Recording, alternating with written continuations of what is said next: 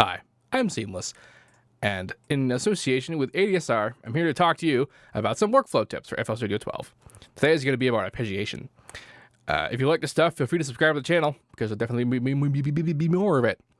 Anyway, I have a chord. Listen to that chord.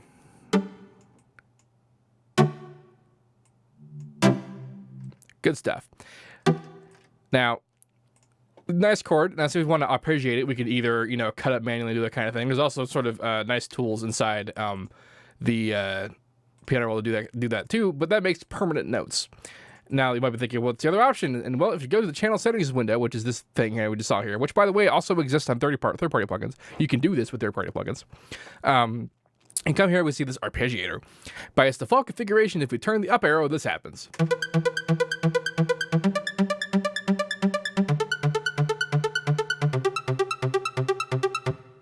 How cool is that? Anyway.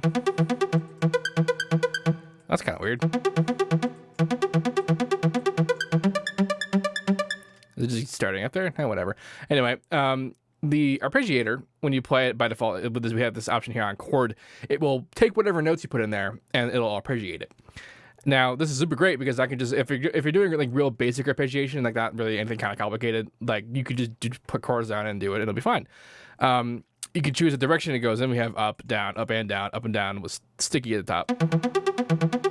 And then how many how many octaves of worth of it goes. So like by default, it's just gonna play whatever normal thing in there. And then if I do 2 octaves, and if I repeat, it'll repeat octaves.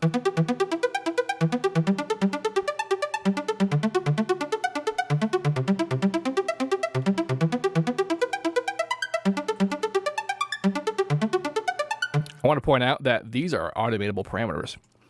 Anyway, I also want to point out that the rhythm that you're having here is determined by how many notes you have.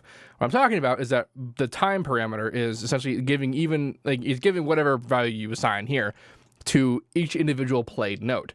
So it has to play, however many notes there are before it'll play the next one again. So when we're playing 3 of them, and right now they're at 8th notes, right? So it's going to play the 3 8th notes, and that's why it keeps resetting, after seemingly even denominations, because even number 4/4, we're using 3 notes. So if I wanted that to work out, I'd have to put in a 3rd note.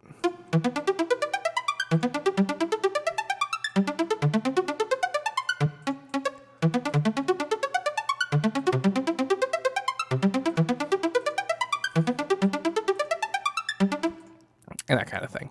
We could also make it faster or slower by using this variable here.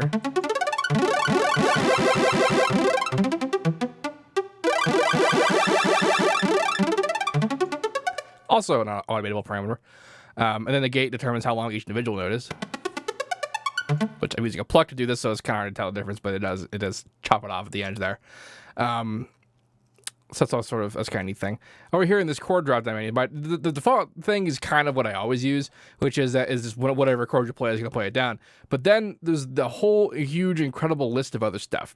Now, what these do are that when you play a note, it'll arpeggiate in whatever order this is. We have entire scales that we're using, and then we also have chords broken up into, regular stuff, 7s, 9s, 13s, that deal. So like, if I play a note now. Now, the funny thing about these options is that if I play a chord, it's going to play the entire chord sequenced to that scale or whatever that we put in there.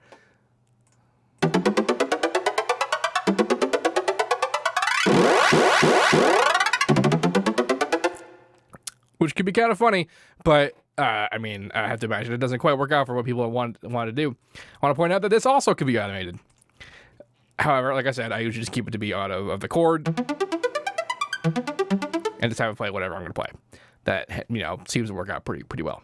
This is super great for if you already have a sound and you don't really want to work on like a new chord, because usually what I'll do is I'll make a chord pad and then I want to arp. I'll just clone that chord pad and take the same chord progression. Like this is my chord. Take this chord, paste it in the thing, turn the arpeggiator, and now it's an arp. And that saves all kinds of time when it comes to sound designing, but also arrangement, because usually, at least when I'm doing that kind of ARP, it's there mostly as support, not to really be a main thing or a lead element. And then if I do want a lead element, I might want to write my ARP manually. But for all the times where automation works out best, this is the thing you want to use. Now, this is in the class of things that's referred to as a voice effect. And a voice effect is something where an effect is accomplished not by a literal audio effect or any kind of synthesis, but by the fact that we're just playing it differently. So we're playing a chord. The MIDI notes are a chord, but because of this arpeggiator voice effect, it's essentially sending the data into the synth to be played as individual arpeggiated notes.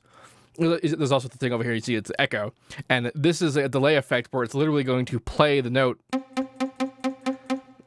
And if I had velocity sensitivity engaged, what that would have shown you is that when you play, it'll play the note and then it'll just play echoes of it being quieter. Because before such things as delay units, that's what you would have to do in order to create a delay effect.